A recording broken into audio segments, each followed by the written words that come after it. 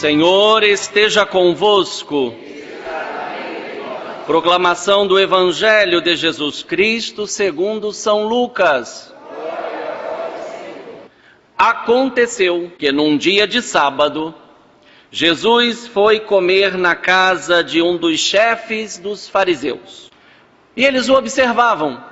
Jesus notou como os convidados escolhiam os primeiros lugares. Então contou-lhes uma parábola. Quando tu fores convidado para uma festa de casamento, não ocupes o primeiro lugar. Pode ser que tenha sido convidado alguém mais importante do que tu, e o dono da casa que convidou os dois venha te dizer: dá o lugar para ele.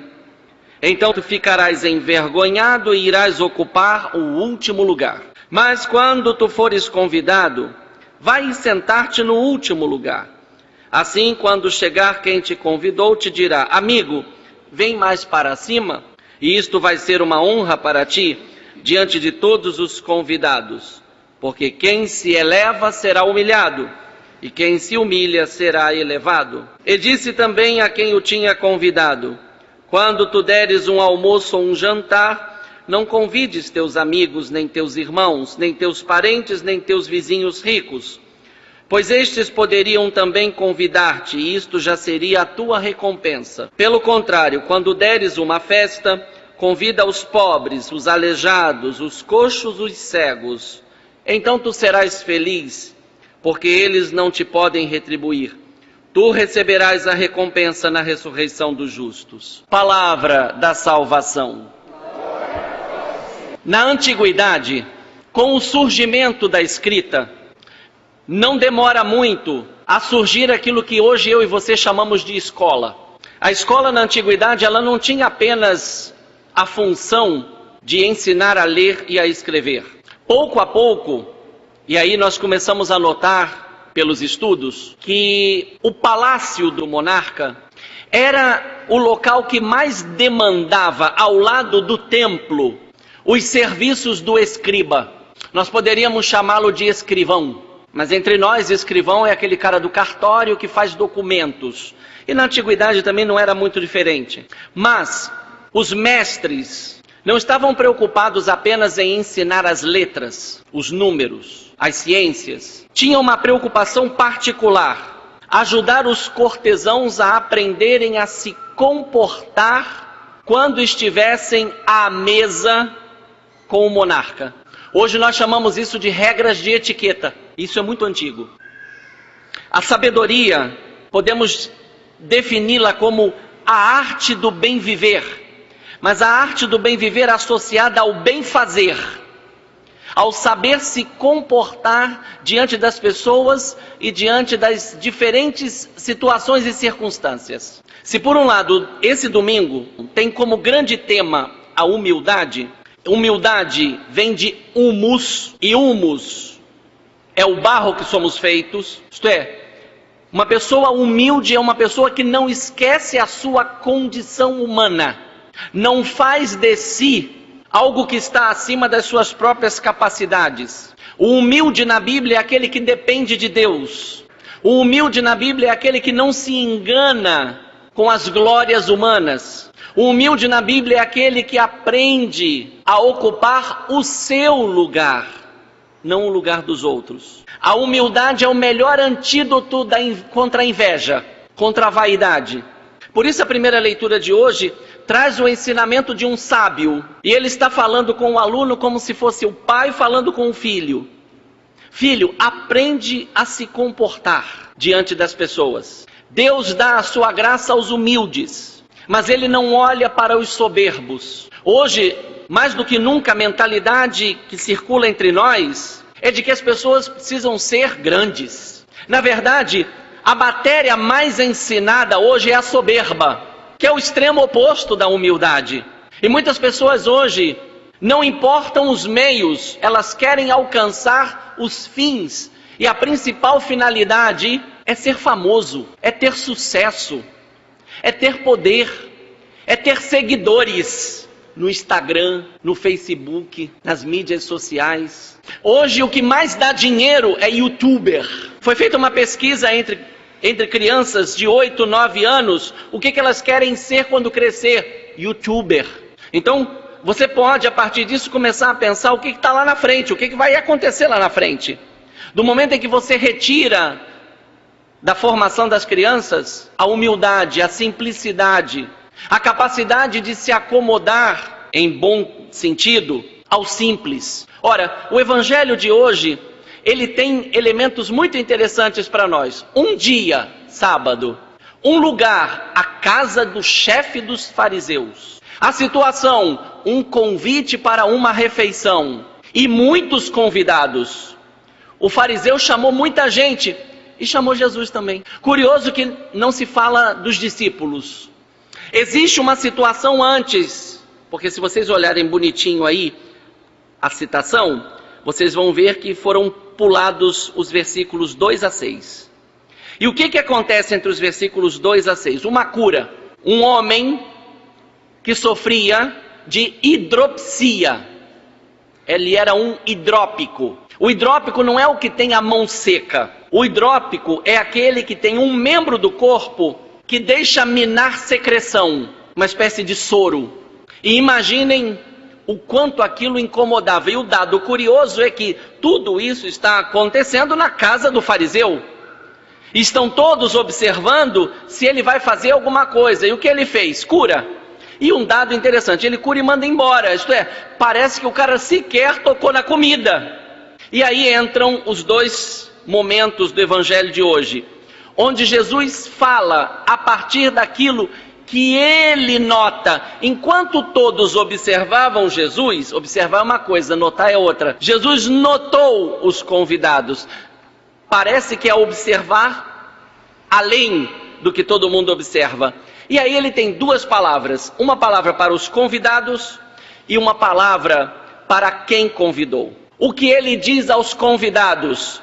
Como falei, como um mestre na antiguidade, ensina as pessoas a se comportarem bem naquilo que nós poderíamos chamar de situações sociais. E aqui ele cria a principal situação social daquela época, um casamento. E ele dá uma boa dica para que a pessoa saia dali feliz e não entristecida. Você, ao invés de ocupar o primeiro lugar, ocupa o último.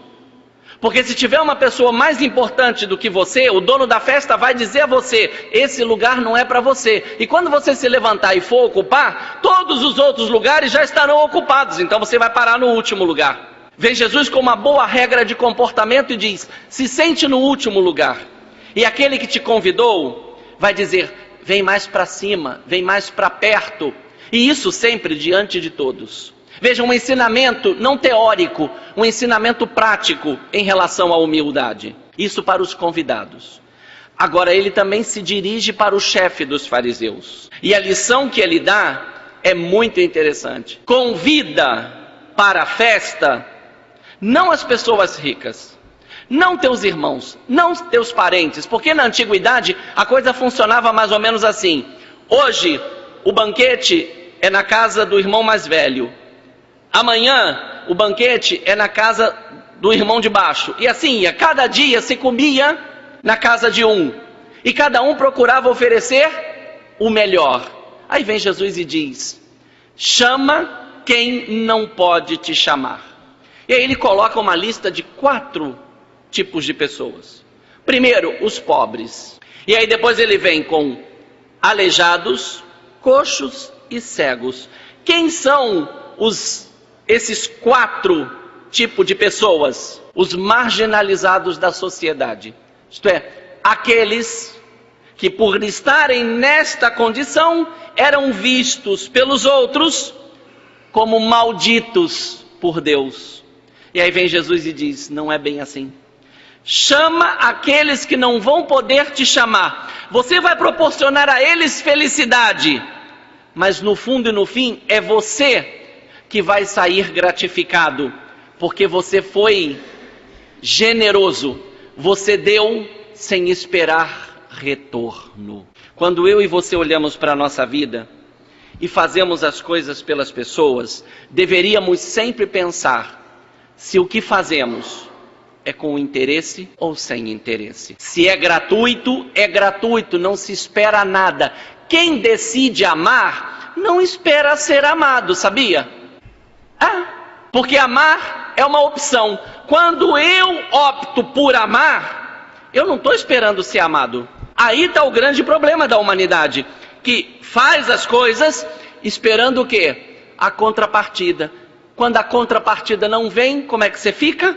Você fica mal. E tudo isso redimensionado, segundo a leitura de hoje, a segunda leitura da carta aos Hebreus, onde o autor coloca diante de mim e diante de você as razões pelas quais eu e você devemos seguir o Mestre Jesus. Ele diz: vós vos aproximastes do Monte Sião, da cidade do Deus vivo, a Jerusalém celeste. Não está falando daqui da terra, está falando daquilo que está acima, que é sublime, da Assembleia dos Primogênitos, cujos nomes já estão escritos nos céus, de Deus, o juiz de todos, dos espíritos dos justos, que chegaram à perfeição. E aqui, olha como é que ele termina: de Jesus, mediador da nova aliança. A segunda leitura dá para mim e para você os critérios e as bases necessárias para que eu e você acolhamos o ensinamento de Jesus. Hoje, vocês sabem que eu me dedico à educação, que eu estou professor de Sagrada Escritura. Sabe qual é a sensação que eu tenho? É essa: eu finjo que ensino e eles fingem que aprendem. É essa a sensação que eu tenho. E hoje, mais do que nunca, por conta do hedonismo, que é a busca do prazer exacerbado, a lei é essa: o máximo com o mínimo de esforço. Antes, estudar, pelo menos aprendi assim, acredito que muitos de vocês também, estudar exige dedicação e tempo ao objeto de estudo. Hoje muitos acham que estudar é dar uma lidinha na matéria, porque estão preocupados em fazer a prova, estão preocupados com a nota que vão tirar. Volta e meia um aluno chega para mim depois da prova e diz assim: professor, corrige com misericórdia, tá? Sim, corrijo com misericórdia, mas não vai faltar a justiça. Vou dar a você o que te é devido. Não sou eu que te dou a nota, é você que tira. E tudo isso a gente pode perceber o que vai ser refletido lá na frente. Na medida em que nós facilitamos, lá na frente só vamos encontrar dificuldades. Na medida em que nós dificultamos, lá na frente encontraremos facilidades. Eu estou convencido disso.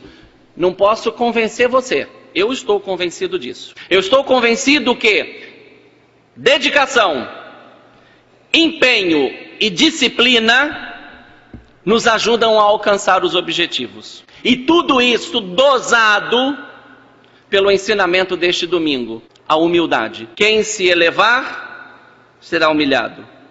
Quem se humilhar será exaltado. Pensem nos filhos de vocês, pensem nos netos de vocês, pensem nos sobrinhos de vocês. E não nos esqueçamos, vai ser nas mãos deles que nós vamos cair quando forem médicos, quando forem advogados, quando forem engenheiros, quando forem juízes, quando forem magistrados. Então a gente pode olhar lá para frente, sim. Não nos esqueçamos do ensinamento de nosso Senhor neste domingo. A humildade, aprendi isso de um padre que disse nesses dias: a humildade é filha da inteligência. O inteligente não é soberbo, o verdadeiro inteligente é humilde.